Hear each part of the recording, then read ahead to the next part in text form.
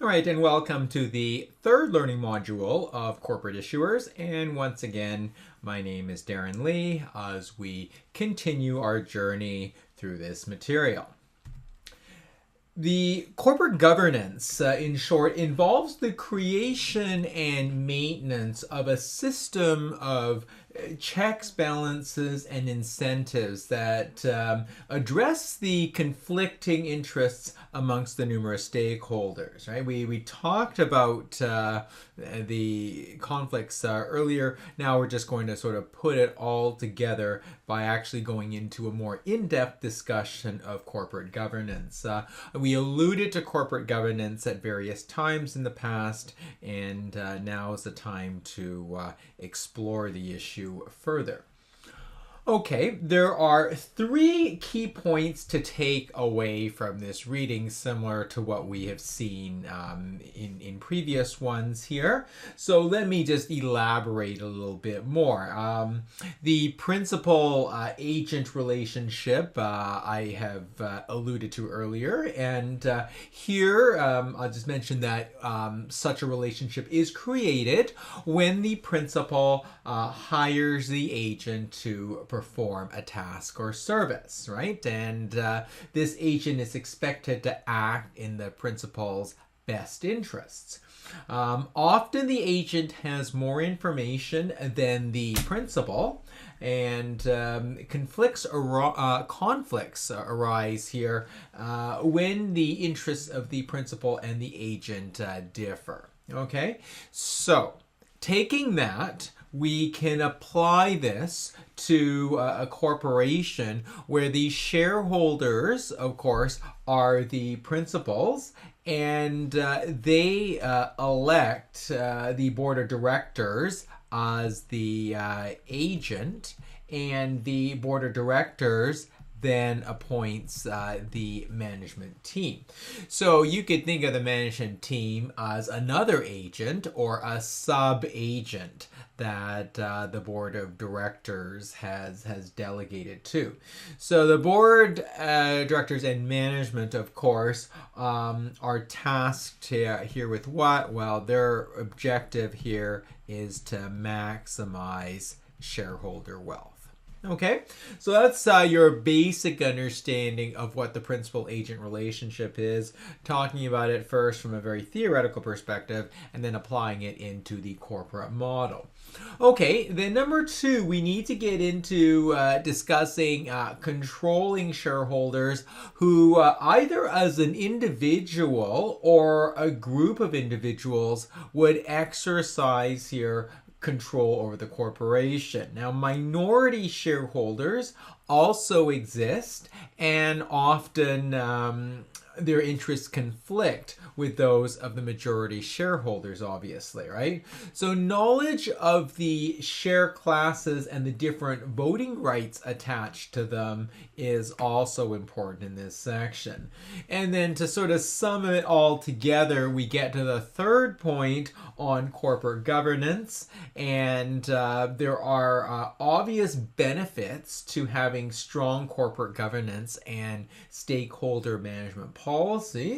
And of course, when we look at the lack of corporate governance, that then gives rise to risk, right? The risks of having weak corporate governance policies or things that are not very well enforced, and their potential negative impact on corporate performance. Okay, so this sort of gives you sort of a nice feel for what what you need to take away from your studies in this section. So I like this diagram because it really summarizes the principal-agency relationship very, very nicely in good summary form. As I said, the shareholders here are acting here as principals to elect the board of directors as agents, and the board of directors in turn ultimately hires the senior managers, and these managers will hire employees to operate the corporation in the best interest of the shareholders. Okay, so you can think of principal and agent in these two columns, and then just to sort of round this off, and this integrates very nicely with things that we had talked about before. We have a third column here that deals with stakeholders, right? The creditors, suppliers, and customers, right? So creditors have a contractual agreement with the company, and they will provide capital or funding. Suppliers, of course, also have a contractual agreement with the company, and they're the ones that supply the inputs. And customers have a contractual agreement or arrangement with the company, and they purchase the output. Okay, so that's sort of a nice way to sort of think about it. So think capital, think inputs, and think output. Okay, and that'll sort of help you understand what's going on here. All right, continuing on. This here should be pretty obvious now because I kind of already talked about this, but let me just sort of elaborate a little bit further, right? The relationship between an agent and principal, of course, involves here, trust and expectations of loyalty and, of course, diligence. So these are three sort of very common terms that we often see mentioned in this context.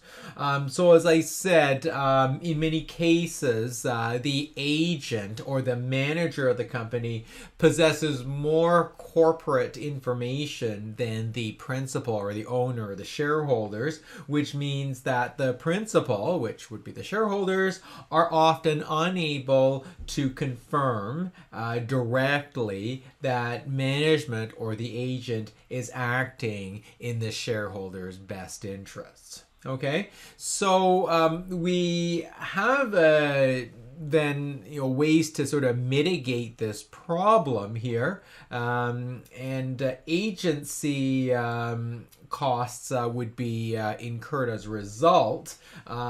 So these could be direct costs such as hiring a monitoring agent, such as a financial statement auditor, right? Or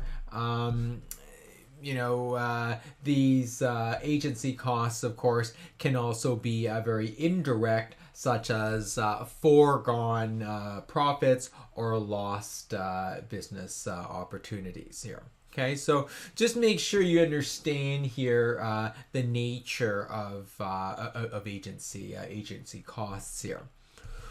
All right, this is a very detailed slide here. Lots of things here that I can elaborate on. As I said to you, I'll repeat this one more time here. Directors and managers, again, often have more information about a company's performance, risks, and investment opportunities than the outsiders. And these outsiders would be, let's say shareholders and lenders. Okay, so the information asymmetry. Okay, actually, I'm gonna write this down as a term. So information not symmetry, asymmetry. Lowers the shareholders' ability to assess the performance of directors and managers. So again, thereby weakening their ability to identify and fire weak managers. So, if we take a look at this here, in practice, we use compensation, right?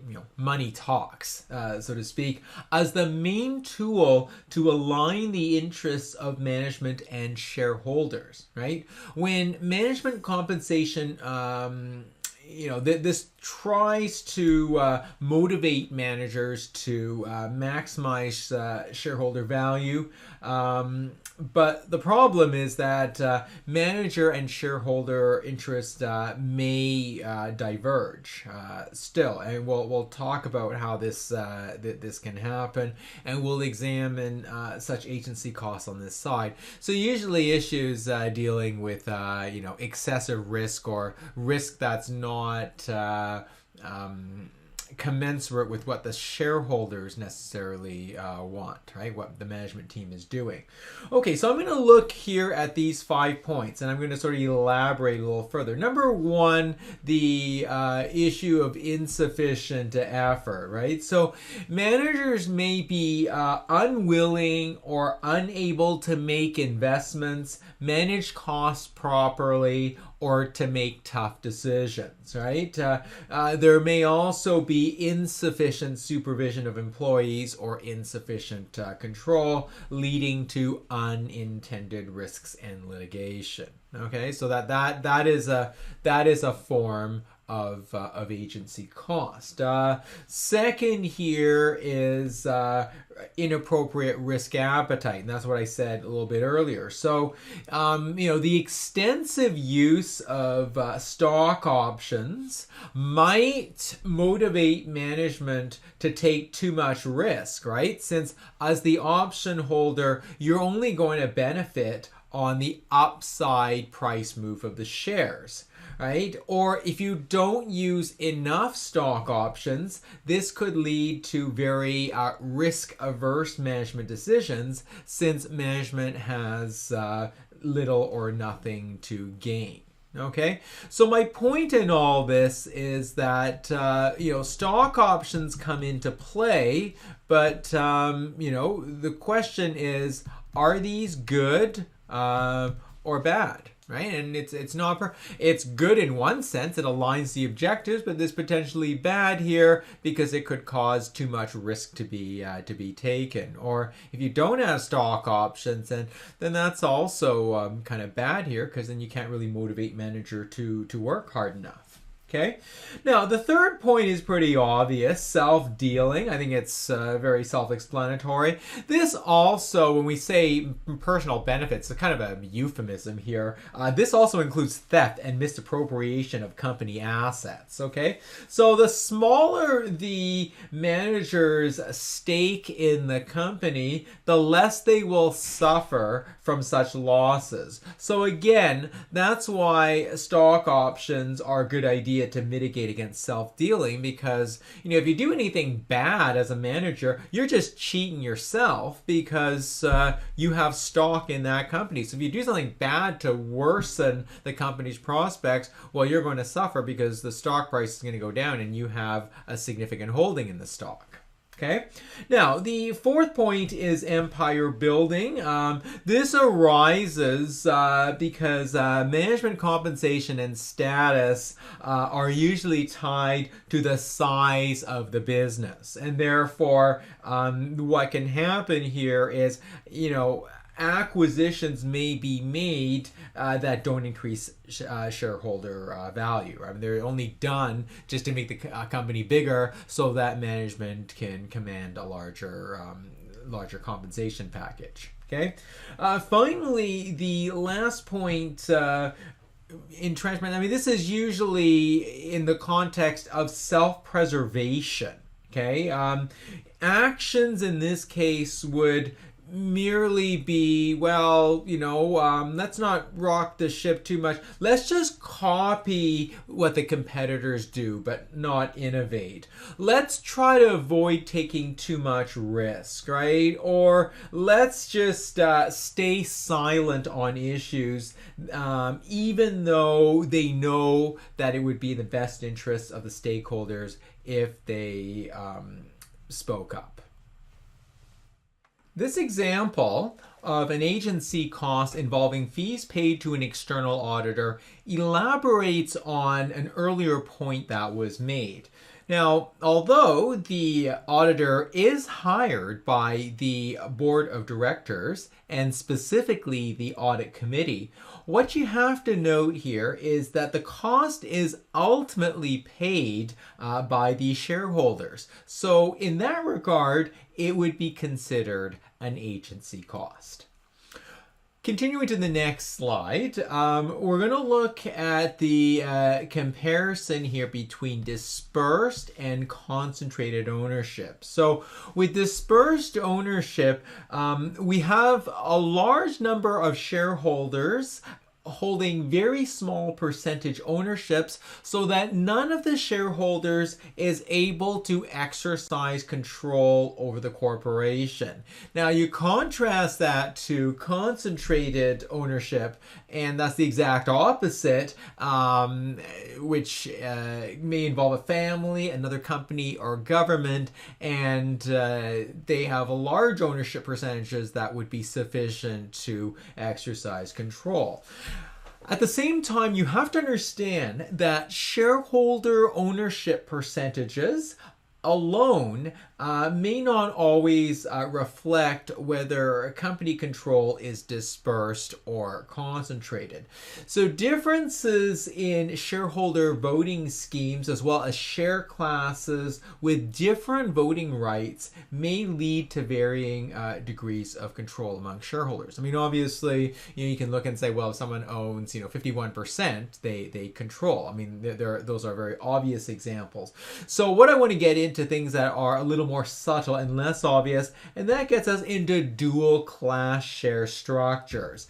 These allow certain shareholders to effectively control the company without having to hold most of the outstanding shares nor contribute most of the capital. So dual class structures permit one group of shareholders to have disproportionate power and potentially override the will of the majority for their own benefit. So this is why dual class shares are frowned upon, for instance, by CFA Institute, and not encouraged, and certainly at the very least they are a controversial topic.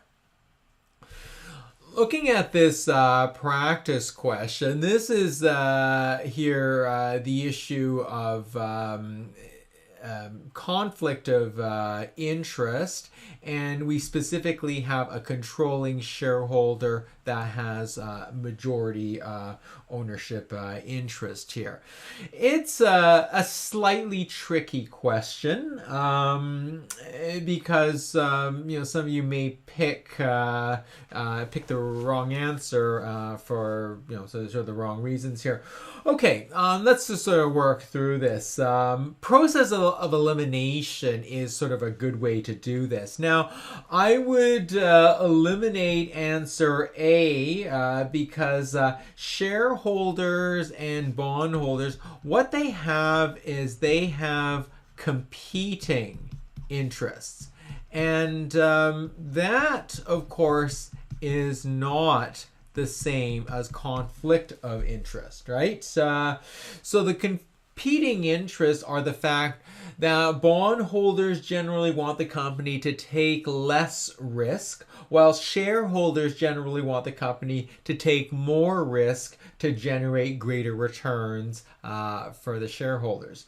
But like I said, that's a competing interest, and that is not the same as a conflict of interest. So that's why A has to be eliminated. So some of you may have picked A for that reason, because it seemed like a conflict of interest, but that's actually a competing interest. Okay, so that's just a sort of a terminology thing. So let's move to answer B. Answer B is incorrect because answer B is the concept covered under agency costs. Okay, agency costs are one thing, but they're not a conflict of interest. So that is also a wrong answer. Then that's going to leave C. C is the best answer, given that the controlling shareholder has the power to make the decision, while the minority shareholders do not. And therefore, because of the controlling shareholder's power, they could potentially make a decision for their benefit to the potential detriment of the minority shareholders. So C here is the correct answer. Okay. All right, let's look here at the dual class structure and go into a bit more detail on this, okay? Now, this slide is going to illustrate two examples of dual class structures, okay? So let's take a look at the first one, Facebook, right? In this case, we've got the Class B shares that carry 10 votes each.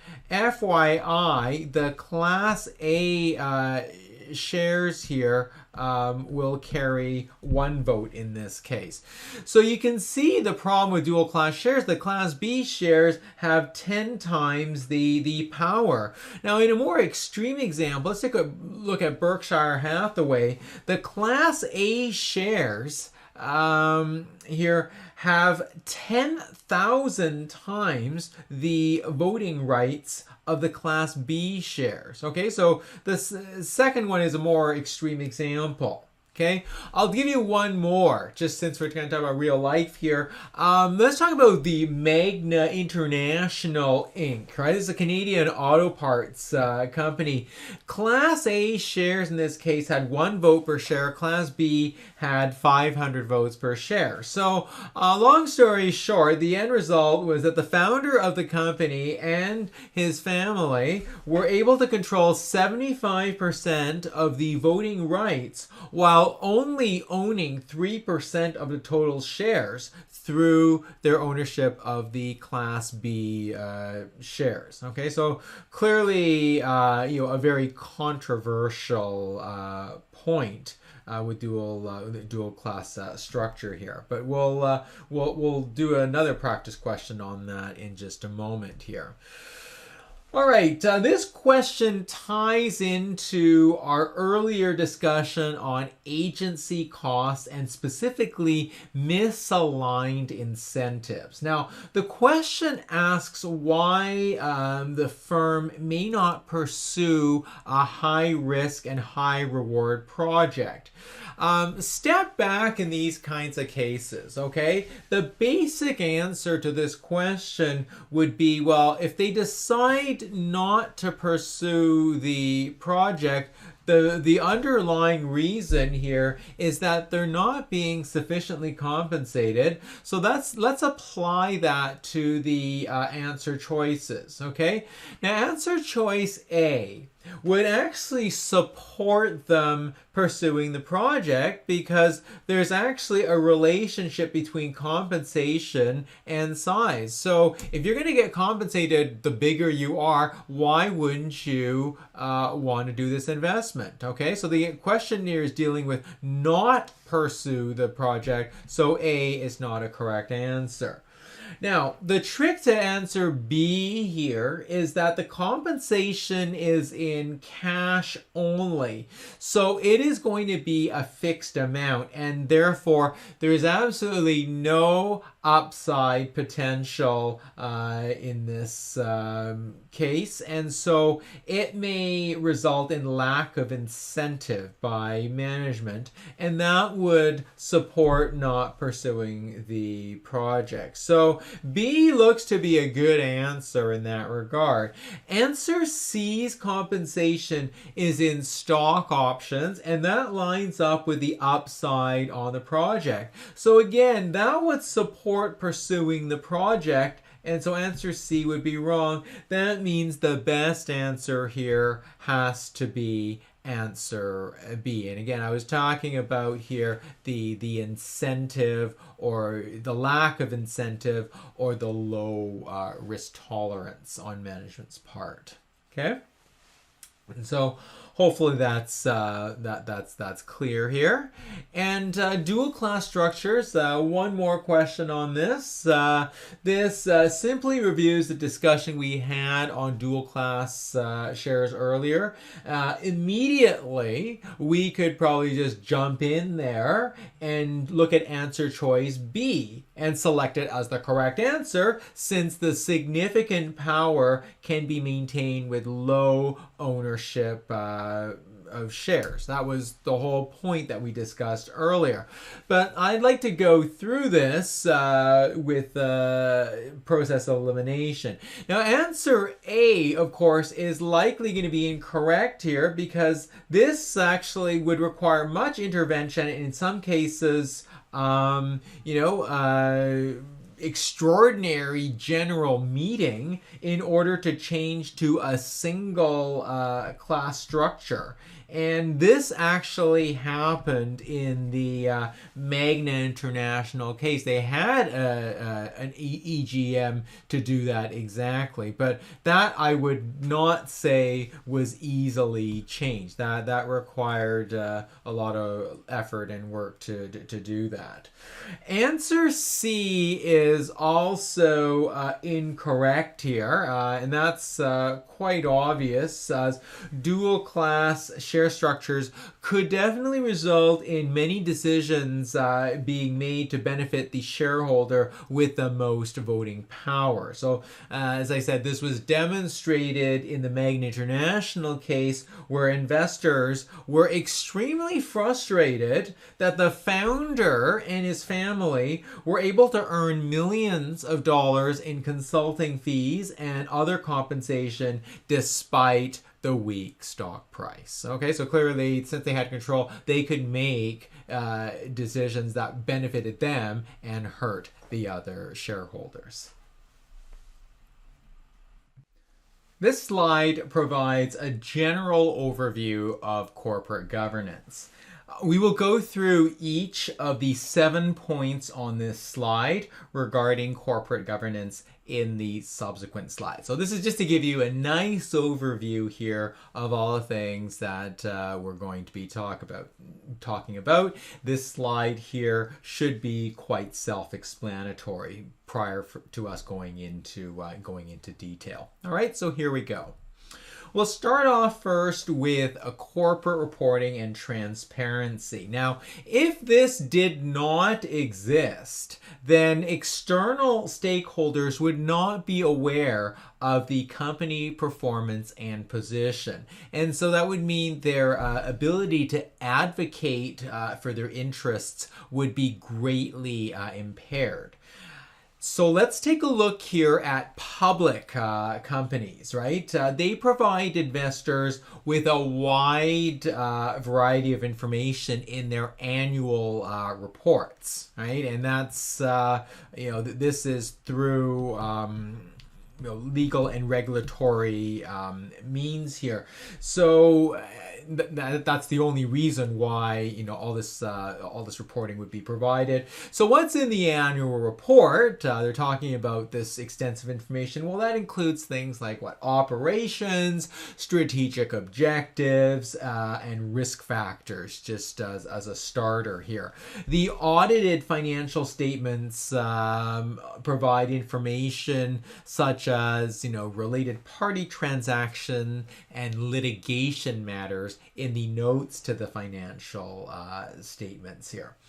So that's on the public side. Now, as you can imagine, certainly for private companies, they generally face much more discretion in what they disclose to the public. So, it's clear that they're going to choose to provide only the minimum amount required, or they will volunteer select pieces of information, usually things that will likely put them in the best possible light. Okay, private company financial statements are not generally required to be audited, although doing so may provide potential investors with more credibility. So there's a sort of a cost benefit here, whether you want to pay the auditor to give you that audit assurance here.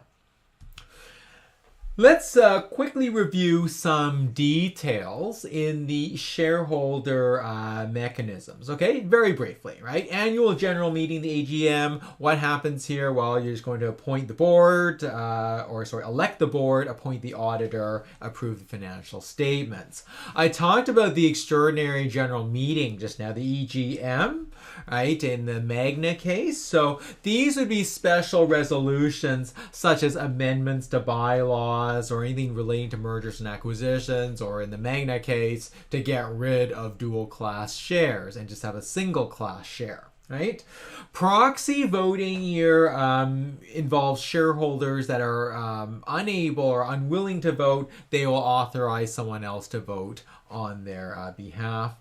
And then just a little point here on shareholder activism here. These are activist shareholder or a group of shareholders trying to pressure management to act differently. Right, usually obviously in the best interest of the shareholders. This may happen through shareholder litigation, corporate takeovers, or maybe even proxy fights here.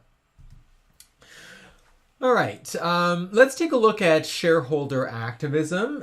This involves investor strategies to encourage a company, as I said before, to behave in a certain manner. Okay, so that's sort of your background.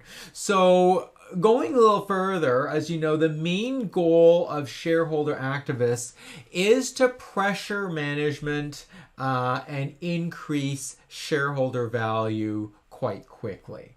Okay, so based on that technical knowledge, it should be pretty easy to eliminate answer B and C, right? Because if you think about it, as shareholder activists, if successful, they would likely have a significant effect on the long-term investors. Okay, so the little effect is wrong. The other thing here is if activists are successful in changing the investment objectives and restructuring the operations, that's likely going to attract a different set of shareholders here. So the composition of the shareholders is likely to change as a result. Okay, so I gotta eliminate that one. So in the end here, the best answer is A, in that activists are there to help increase shareholder value by stabilizing the company's strategy. So, as we looking at the solution, by focusing on the key things that they're strong at, and getting rid of redundant assets and things that that they're not strong at, those are all activities that would be stabilizing in nature. Okay. All right. Now let's move on to next item in line. We have creditor mechanisms, and they include here, of course, private lenders and public bond holders, right? So if we look at bond indentures and covenants, and we had talked about these earlier on, right? So this usually means that the company must comply with certain financial ratios. Okay, so these are often financial in nature. They must not do certain things like pay excessive management compensation or dividends, because that will bleed the company dry, right? And that will hurt the bond holders. As well, sometimes, the covenants state that collateral must be pledged as security, just to further enhance their position. Now, creditor committees are expected here to represent bondholders during the bankruptcy proceedings and to protect bondholders in restructuring or litigation. So when a company is having trouble meeting its obligations under an indenture, then this ad hoc committee may be formed by a group of bondholders to approach the company with potential option to restructure their bonds. Okay, so that's again, so some terminology review here, and this section here on board and management mechanisms. I put a star on this. This is very important. I can't imagine an exam question not being asked about the various committees. Okay, so board committees. Well, I shouldn't say all. Well, yeah, they do require specific expertise or independence in some cases. I'm going to look and focus you on the first three because they're the most common board committees, and they're sometimes referred to as the core committee. So you really got to know them. Almost virtually any company here, public company, is going to have these three committees. The other committees really depends on the size, the scope, and the nature of the business here. Okay, so let's talk about a few things here. I want to sort of focus on the word delegate first of all, right? So boards can delegate duties, but they do not ultimately delegate their responsibility, nor are they discharged of their duties. Okay, so in other words, if you delegate, you still have to maintain a supervisory role. So you still need to be reviewing, challenging, and assuring the content of any reports raised to it by the committees, and to, of course, make the proper decisions. Okay, so I'm going to elaborate on these three committees because I think, on an exam you should be able to identify them, okay, in a given fact pattern. So, yeah, let's start. The audit committee, quite obvious, should be composed solely here, I would say, of independent board members, and obviously include at least one member who is conversant and has accounting expertise, right? If you have non-independent or insiders on the audit committee, that reduces the level of objectivity here. So you really don't want that here. The audit committee here monitors the company's financial reporting process. So they look and examine that there's been proper selection and implementation of the accounting policy. So whether it's under US GAAP or IFRS, that they've applied the rules properly. That's why you need someone with accounting expertise. The audit committee also supervises the internal audit function, as well as appointing and working with the external auditor. Okay, so I think you need to have sort of a good knowledge of what's involved here.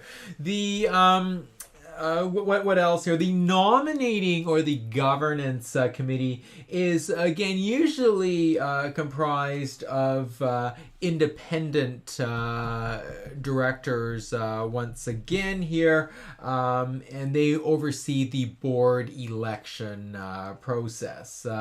Also oversees the establishment and enforcement of corporate policies such as a corporate governance code and a code of ethics. Okay. Last one here on compensation and remuneration. This is relatively self-explanatory. Okay, they develop and propose remuneration policies for the directors and key executives, as well as setting performance criteria and evaluating management performance. So obviously, compensation committee members must once again be independent directors, because management, right, should not be assessing its own performance nor determining its own compensation. Okay, so I think I elaborated on this so that you are reasonably comfortable with the tasks and the importance of the independence in these committees. And as I said, I wouldn't be surprised on an exam if they gave you a little brief scenario, and then the question would ask you, which committee are they describing? This question can be answered through the process of elimination once again. If you read the question stem carefully, it makes it clear that they want to discourage excessive risk taking, so the focus is going to be on risk minimization. All right. So if that's the case, and we are looking at risk minimization, let's go and look at each of these choices. Now, answer A is going to be incorrect because by allowing managers and directors to have greater discretion over their pay would increase the risk of overpayment by the company. So I would eliminate A exactly for that reason. B is also incorrect because the focus on the short-term stock performance is exactly the issue that gives rise to excessive risk-taking by management. So that's also wrong, that whole variable component and near term. Those are two words that clearly tell me, more risk. Okay, so that is going to leave answer C, which makes the most sense because the shares are earned over a longer period of time, and the vesting here means it must be held for a certain amount of time, which reduces risk, because then they're not going to be granted the shares right away. They have to stay for a certain period of time. So the two actions here promote longer term thinking perspective by management, which certainly will lower risk for the company. Okay, so I hope that makes that point clear here. Let's go on and continue talking through the corporate governance issues. So with employee relationship management, the human resources side, this helps firms, of course, to attract and retain talent and ensure that employees perform their duties properly and are motivated to act in the company's best interests. So employee rights are mainly protected through jurisdiction-specific labor laws. Unions advocate on behalf of members to influence certain matters affecting employees, primarily surrounding compensation and working conditions, as you could probably imagine, right? Some companies have ESOPs, right? Employee stock ownership plans to help retain employees. And again, we've talked about this in the past. This could consist of shares and or cash that are granted to employees based on service or performance. And the reason for that, all this, is to tie and align the interests of employees with the shareholders, especially if the employees are also stockholders. Customers and suppliers whom we're going to link together in this discussion. So as I mentioned to you before, there's contractual arrangements and agreements here between the parties. What kind of details would be in these contracts, you might ask? Well, the products or services involved, probably the price and payment terms, the rights and responsibilities of each party, and the actions to be taken or recourse available if either party breaches the contract terms. Now, I want to add something kind of interesting here, this last point on social media, which is, we see in practice here a bit now. Some stakeholders can easily and instantly broadcast information that may be negative. right? And you see that with ratings, restaurant ratings on Yelp or something, right? So there is, in this sense, competition with company management in influencing public sentiment.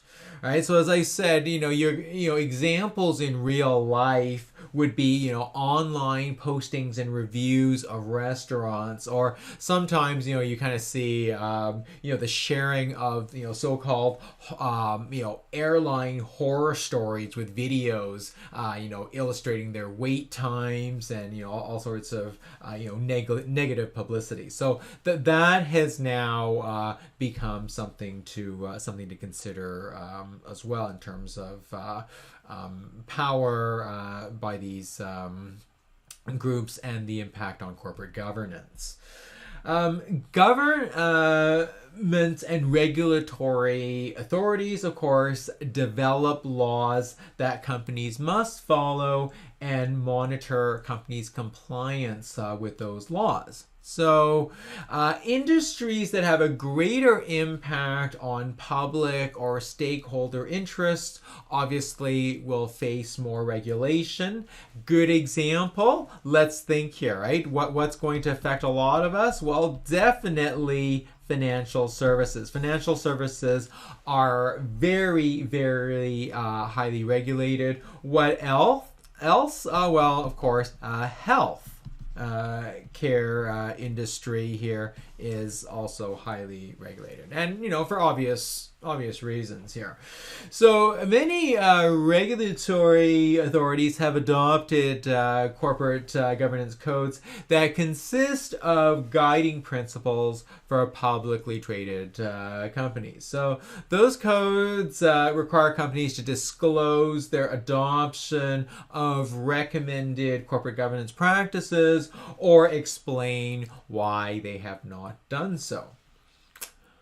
All right, I'm going to elaborate a bit on these following three risks and benefits of corporate governance. So for each of these points, I'm going to talk about both here. Okay, so this I would put a little star. This is a must know for exam purposes. So when we talk about operational, right, obviously the risks here would be things like inefficient decision making and weak controls. Okay, so this involving the audits or very bad board oversight.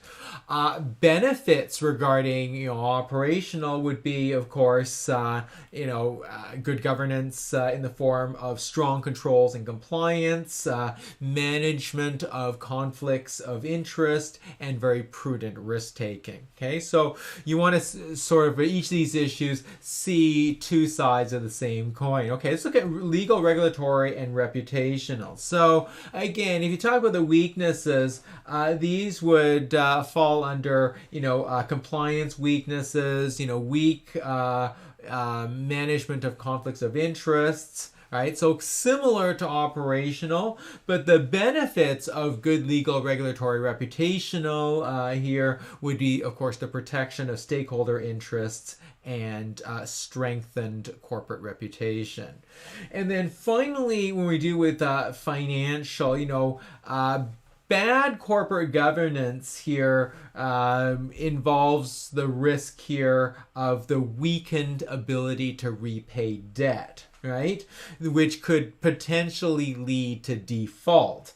Now, if you look on the benefit side of good corporate governance, this would be enhanced firm attractiveness to potential investors, knowing that there's good checks and balances in place, potentially, a credit rating upgrade by an external rating agency, and just stronger financial performance in general.